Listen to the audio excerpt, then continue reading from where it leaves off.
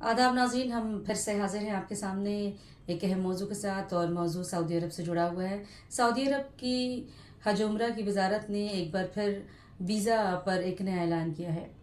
इससे कबल 14 मुल्कों पर वीज़ा बैन की खबरें सामने आई थी, और अब उम्रा और हज की वजारत ने कहा है कि जो लोग उम्रा करने के लिए सऊदी अरब में मौजूद हैं, उनकी मियाद 29 अप्रैल को ख़त्म हो जाएगी और 13 अप्रैल तक ही उम्रे की तारीख़ मुअय्यन की गई है। और 29 अप्रैल तक उन उम्रा करने वाले लोगों को सऊदी अरब को छोड़ने का हुक्म दिया गया है। और अगर इस तरह के जो भी ज़ायरीन हैं वो वहाँ रुकते हैं और वीज़े की मियाद ख़त्म हो जाती है तो उन पर 22 लाख तक का जुर्माना लग सकता है।